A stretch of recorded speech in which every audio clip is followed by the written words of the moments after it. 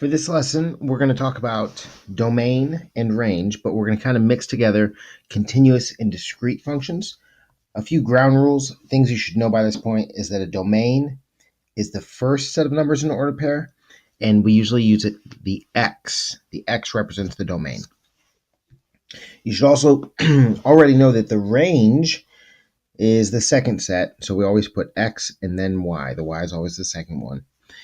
And then whenever I say a relation, what I mean is a set of ordered pairs. Now, a few people have gotten this and forgotten their curly braces. Always remember that we need to end it with those curly braces and put your parentheses around your coordinates for your x and y. I also like to see commas in between each x and y, and also commas in between each point. These are nitpicky things, but sometimes those details are the difference between getting a question right and getting a question wrong. So when we talk about a function, what we're talking about is a relation or a set of ordered pairs where each x or each item in the domain has exactly one y.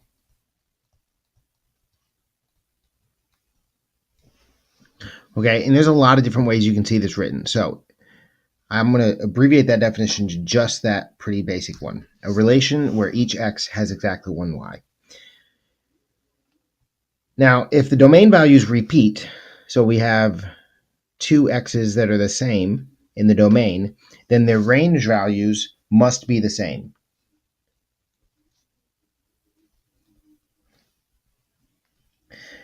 Now, in order for a relation to be a function, each x has to have exactly one y. So you can't have one x that's a 3 go to 5, and then also a 3 that's a 6. Okay, so we can't have a 3, 5 and a 3, 6. Each x has to match up. So that means that if the domain values repeat and they have different range values, then the relation is not a function. So that would not be allowed if it was a function. Let's take a look at some relations, and we're going to identify function or not function. We're going to look at mapping. We're going to look at relation sets, and we're also going to look at some graphs. So we're going to start with a relation set, and what we want to do is we want to identify, we want to state whether it's a function. So that's the first thing we're going to look for. If we're going to determine whether it's a function or not a function, we just need to look, do the x's repeat? And if I look at all my x's, I have 2, 3, 5, and 4. So the x's do not repeat, so I don't have a problem. The function, it's a function because no repeat x's.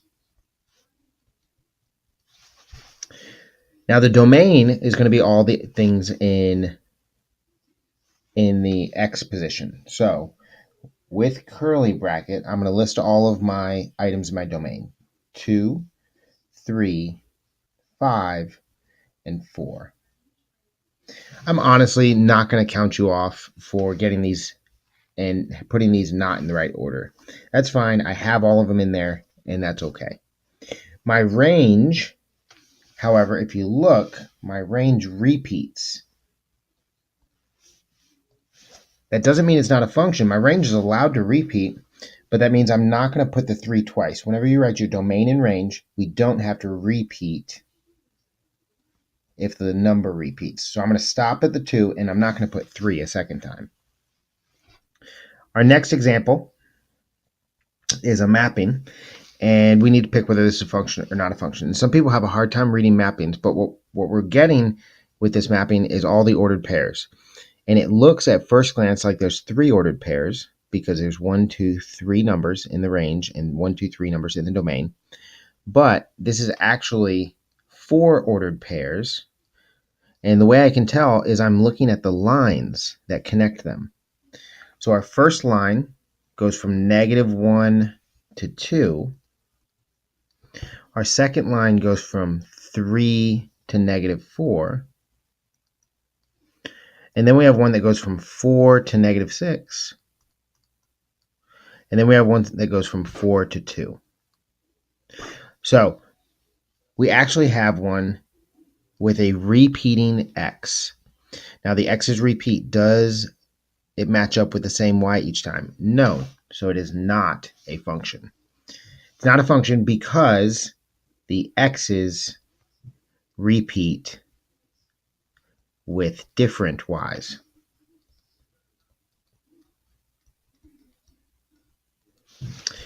The domain of this would be the three numbers in my mapping. So I'm going to go ahead and write -1, 3, and 4. I'm not just going to leave it like that. I need my curly brace. And then I've got -6, -4, and +2. And I have commas in between each of those. Next, we have a table. So we have our age and our height. And if we think about age as being our x value and our height being our y value, we need to determine whether it's a function or not a function. Well, do the x's repeat? Yes. We have 18 twice.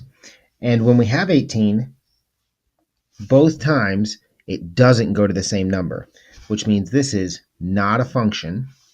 And it's not a function because 18 goes to 4.25 and 18 goes to 4.85. So I'm kind of drawing this like I would a mapping, showing that 18 goes to two different numbers.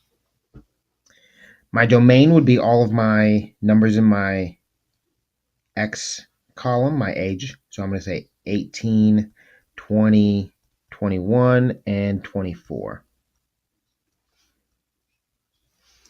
My height is going to be all of those: 4.25, 4.40, 5.25, 5.00, and 4.85. I'm going to put my curly brace, and that's that. Next up, we need to talk about how we can determine whether a graph is a function, and we can do that using what? The vertical line test. Okay, now a vertical line test, the way we do this is we take a vertical line. Sometimes I'll see people use a pencil and actually literally hold a pencil straight up and down, because vertical means up and down, and go across their paper to check to see if it passed the vertical line test. So we check if a vertical line, and I'm going to put in parentheses up and down, that's what vertical means, could hit the graph at 2 points. So I'm going to show you what that looks like. We've done this before, but I want to show it right quick. I'm going to use my highlighter. I'm going to go ahead and draw a vertical line, and I'm going to do it all over my graph. I'm going to do one there, one there, one there, one there, one there. I'm just drawing a bunch of straight up and down lines. And then I'm going to mark on those lines when I crossed my graph. So I got one there, got one there, got one there, there, and there. Did I ever, on a single vertical line, hit my graph more than once? Nope. Which means I can go ahead and jump and say, this is a function. If I look over here and I do the other one, I have vertical line. And if you look, the first one I drew, I hit right there and right there. I hit the graph in two places with one vertical line. So it is not a function. So I'm just going to say my reason, vertical line test. And I just write VLT. Vertical line test, it failed. I hit it more than once. C. Now C is discrete. It has just points, not connected dots. So it should be safe, right? So I'm going to go to every place that I have a point and draw a vertical line. And I want to see if I ever have 2 points on the same vertical line. And if you look right here, On this line right in the middle, I have 2 dots on that same vertical line, which means this is not a function. I can go ahead and say it's because of the vertical line test. Now I'm going to look at the other one. I'm going to do the same thing I usually do, draw vertical lines. If you were doing this on your paper, you might not draw vertical lines. You might hold up your pencil and kind of move it across your page. But when I do that, it looks like I'm safe. This one actually is a function because of the vertical line test. I never hit that graph more than once with a single line. All right, now when we're talking about finding the domain and range of the graph, we need to remember that the domain values are the independent variable. Or the other way we refer to these are the x's. I'm going to do the x comma blank. On these graphs, these values move only. So which way do the domain values move? Well, they move like the x-axis. So they move left and right. Now, the other way we could say is horizontally.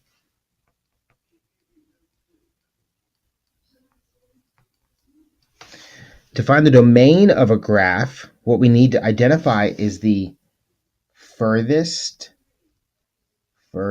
left and furthest right.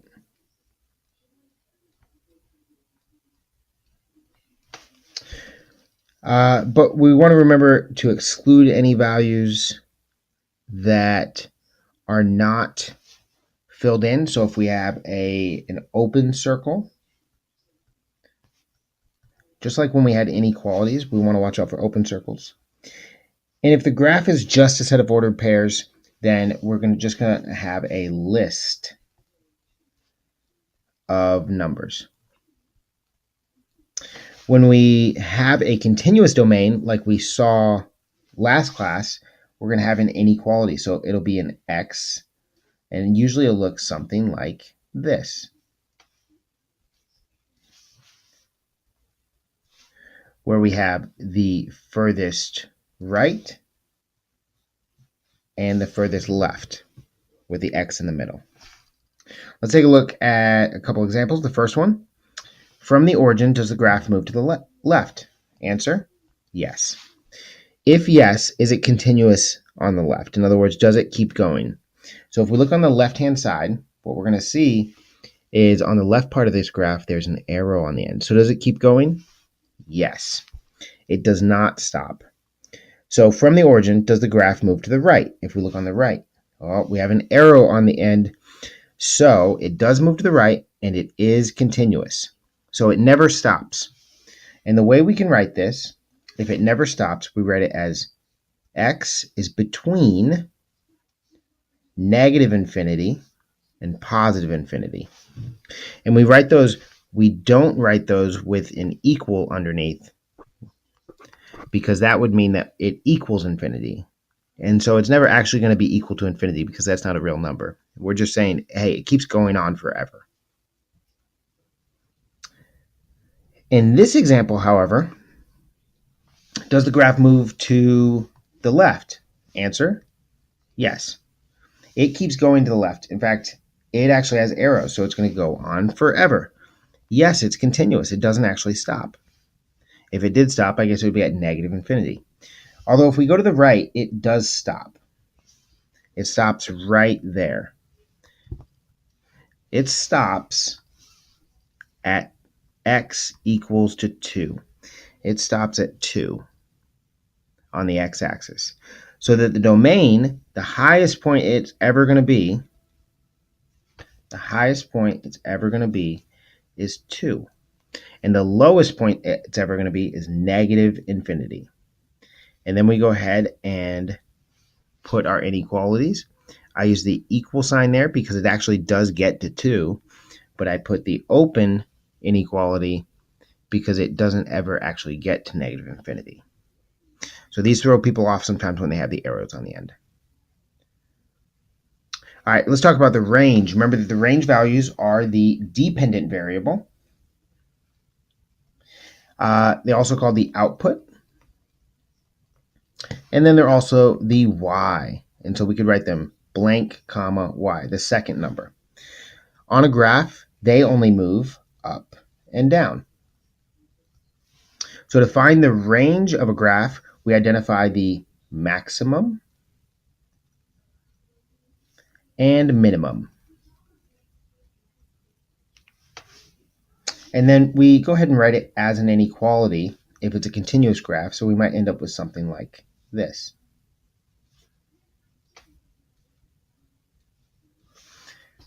But we need to remember to exclude any values that are open circles. And just like with domain, if the graph is just a set of ordered pairs, we're just going to have a list of numbers. So let's take a look at a couple examples. First one, this is continuous or discrete? This one's discrete. It just has points. So when we look at it, we don't need to do quite all this. We can go ahead and write, it's not continuous at all. That's not what it is. We can just go ahead and skip to writing the list of the y values. So I'm looking at my y values, but what I'm going to do is I'm going to make sure I'm marking where they are on the y-axis. So you can see that I marked 5 places on the y-axis that line up with each of those points. I do notice that I have 2 of them that are both -3, but that doesn't matter to me. I'm going to start at the top. I'm going to go 4, 0, -2, -3, and -5.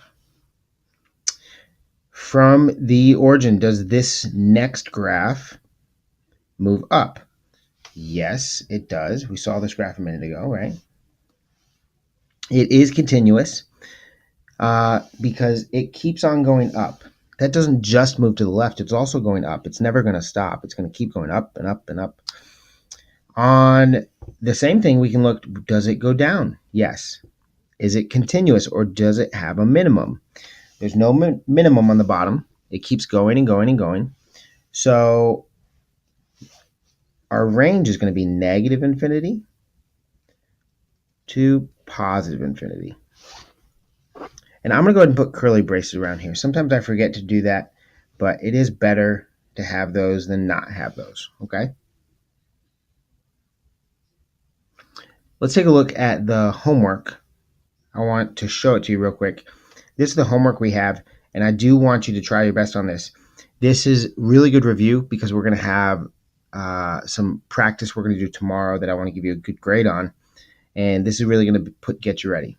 I want you to notice that each one of these has directions about what you should be doing. So this one says, given the relation as a mapping, diagram the scatter plot. So we're just going to plot these points. So we might have one right here at -1, 2, but plot each of the points. One thing you can do as you go is make sure you're counting to make sure you accounted for all of them. Don't double up in your domain and range if you're doing a mapping. But if you're doing a table, what you're going to see is that tables do double up. So they do repeat. Then in number 4, it says, don't do a table, do a set of ordered pairs with the curly braces. Each one of these does say, is a relation a function? Don't forget to answer that question. Is a relation a function? That's important to me. On 5, 6, and 7, we have kind of continuous graphs, but we're going to do just like we did on today's notes and yesterday's notes. Watch out for these open circles because that means you're going to have the inequality without the equals. And then watch out for your vertical line test as well. Got a few more to practice here. We can see a set of ordered pairs. We see a table. And I wanted to give you kind of a preview of what we're going to do in the future. So I put these on the homework. I want you to look at those. What that means is I want to know, what would 3 give you? What does the arrow go to for 3? So for example, number 10, the arrow for 3 goes to -1. In this one, where would the arrow go from -1? Okay, so I just need to tell me what my y value is when I have that x value. So it's a little different. We're going to talk more about it in our notes next class.